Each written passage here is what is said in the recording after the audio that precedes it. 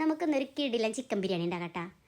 അടിപൊളി ടേസ്റ്റാണ്. അപ്പോൾ ഈ ചിക്കൻ ബിരിയാണിക്ക് ആദ്യം തന്നെ മസാല റെഡിയാക്കണം. ഞാനിവിടെ 1 കിലോ ചിക്കൻ എടുത്തിട്ടുള്ളത്. ഈ 1 കിലോ ചിക്കനിൽ 1 സ്പൂൺ മുളക് പൊടിയും 1/2 സ്പൂൺ മഞ്ഞൾപ്പൊടി, ചെറുനാരങ്ങയുടെ നീര്, ഉപ്പൊക്കെ കൂട്ടിയിട്ട് നല്ലതുപോലെ തിരുമ്പിയിട്ട് റെസ്റ്റ് ചെയ്യാൻ വെച്ചിട്ടുണ്ടായിരുന്നു. ഒരു 1 ഹവർ റെസ്റ്റ് ചെയ്യാൻ വെച്ചാൽ മതി. അതിന് ശേഷം സൺഫ്ലവർ ഓയിൽ ഒഴിച്ചിട്ട് ഫ്രൈ ചെയ്തെടുത്തിട്ടുണ്ട്.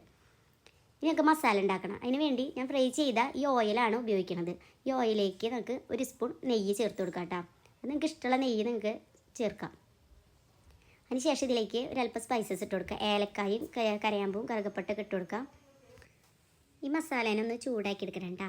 ചൂടാക്കുമ്പോൾ നല്ല സ്മെല്ല് വരും. കരയാമ്പൂവിൻ്റെയും പട്ടയുടെ ഒക്കെ നല്ലൊരു മണം വരും. അതിന് ശേഷം നമുക്ക് കട്ട് ചെയ്ത് വെച്ച സവാള ഇട്ട് കൊടുക്കുക. ഞാനിവിടെ 1 കിലോ ചിക്കന് ഒരു 4 സവാള, ഒരു അത്യാവശ്യം വലുപ്പമുള്ള ഒരു 4 സവാളയാണ് എടുത്തിട്ടുള്ളത്. അത് നല്ലതുപോലെ ഒന്ന് വഴറ്റിന് മുന്നേ ഒരല്പം ഉപ്പും കൂടി ഇട്ടിട്ടുണ്ടെങ്കിൽ കുറച്ചും കൂടി പെട്ടെന്ന് നമുക്ക് വഴറ്റിയെടുക്കാൻ പറ്റും. അപ്പോൾ സബോള നല്ലതുപോലെ വഴന്ന് വന്നിട്ടുണ്ട്. ഇനി ഇതിലേക്ക് ഇഞ്ചിയും വെളുത്തുള്ളിയും പച്ചമുളകും ചതച്ചതിട്ട് കൊടുക്കാം കേട്ടോ. ഞാനിവിടെ ഒരു വലിയ ഉണ്ട വെളുത്തുള്ളി എടുത്തിട്ടുണ്ട്. അതുപോലെ തന്നെ ഒരു ചെറിയ പീസ് ഇഞ്ചി എടുത്തിട്ടുണ്ട്. ഒരു 5 പച്ചമുളക് എടുത്തിട്ടുണ്ട്. നമ്മളെ ഈ ബിരിയാണിയുടെ എരിവ് എന്ന് പറയുന്നത് തന്നെ പച്ചമുളകിൻ്റെ എരിവാണ് നിൽക്കുക. അപ്പോൾ ഇത് നല്ലതുപോലെ ഒന്ന് ചൂടായി കഴിയുമ്പോൾ ഇതിലേക്ക് 1/2 സ്പൂൺ മഞ്ഞൾപ്പൊടി ഇട്ട് കൊടുത്തിട്ടുണ്ട്. അതൊന്ന് നല്ലതുപോലെ ഒന്ന് മിക്സ് ചെയ്തിട്ടെടുക്കാം കേട്ടോ. ഇനി ഇതിലേക്ക് കുരുമുളകിൻ്റെ പൊടി ഞാൻ ആഡ് ചെയ്ത് കൊടുക്കുന്നുണ്ട്. നമ്മുടെ മസാലപ്പൊടിയും ആഡ് ചെയ്ത് കൊടുത്തിട്ടുണ്ട്. ഇനി ഇത് നല്ലതുപോലെ ഒന്ന് മിക്സ് ചെയ്തെടുക്കാം. ഇതിലേക്ക് ഞാൻ 2 തക്കാളിയാണ് എടുത്തിട്ടുള്ളത്. ഈ 2 തക്കാളിയും ചെറിയ പീസാക്കി കട്ട് ചെയ്തിട്ട് ഇത് ഇതിലേക്ക് ഇട്ട് കൊടുത്തിട്ട് നല്ലതുപോലെ ഒന്ന് വഴറ്റിയെടുക്കണം.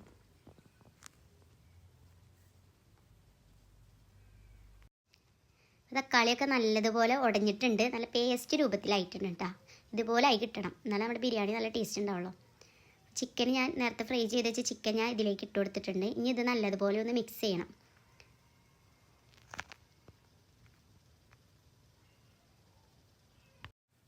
ഇനി ഇതിലേക്ക് ഒരല്പം ഉപ്പിട്ട് കൊടുക്കുന്നുണ്ട്. ഉപ്പൊക്കെ നിങ്ങളുടെ ടേസ്റ്റിനനുസരിച്ച് വേണം ഇതിലേക്ക് ചേർത്ത് കൊടുക്കാനായിട്ട്.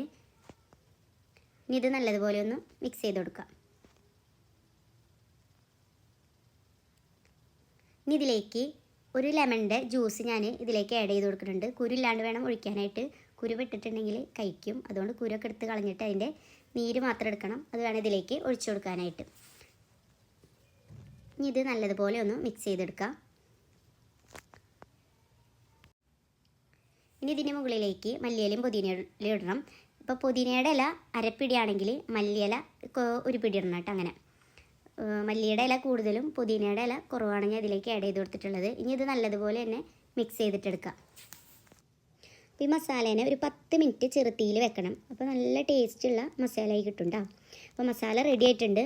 ഈ മസാല ഞാനിവിടെ ഒരു പാത്രത്തിലേക്ക് മാറ്റുന്നുണ്ട്. ഈ പാത്രത്തിൽ തന്നെയാണ് ഞാൻ ദമ്മിടുന്നത്. ഇനി നമുക്ക് റൈസ് റെഡിയാക്കാം കേട്ടോ.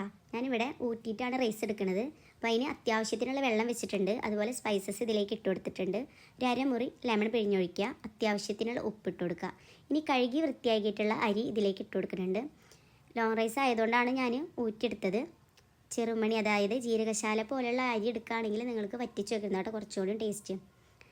അപ്പോൾ നമ്മുടെ ചോറ് റെഡി ആയിട്ടുണ്ട്. ഇനി ഇത് ഊറ്റിയെടുക്കണം. ഇനി നേരത്തെ മസാല റെഡിയാക്കിയ പാത്രം ഉണ്ടല്ലോ, അതിലാട്ടെ ഞാൻ ദമ്മിടുന്നത്. ഇനി ഞാൻ ഇതിലേക്ക് റൈസ് ഇട്ട് കൊടുക്കുകയാണ്. ഒരു പകുതി റൈസ് ഞാൻ ഇട്ട് കൊടുക്കുന്നുണ്ട്. ഇതിൻ്റെ മുകളിൽ ഇനി മസാല ഇട്ട് കൊടുക്കാം കേട്ടോ. എല്ലാ മസാലയും ഞാൻ ഇതിലേക്ക് ഇട്ട് കൊടുക്കുന്നുണ്ട്.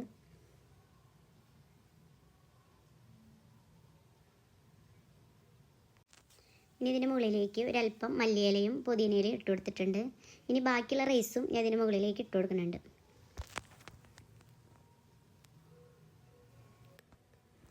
അതിനുശേഷം ഞാൻ ഫ്രൈ ചെയ്ത് വെച്ച സബോളയും കിസ്മിസും കാഷ്യൂസും അതുപോലെ ഒരല്പം മല്ലിയിലും പുതിനയിലൊക്കെ ഇതിന് മുകളിലേക്ക് ഇട്ട് കൊടുക്കുന്നുണ്ട്. ഇനി ഇതിന് മുകളിലേക്ക് ഒരല്പം നെയ്യ് ഇട്ട് കൊടുക്കാം കേട്ടോ.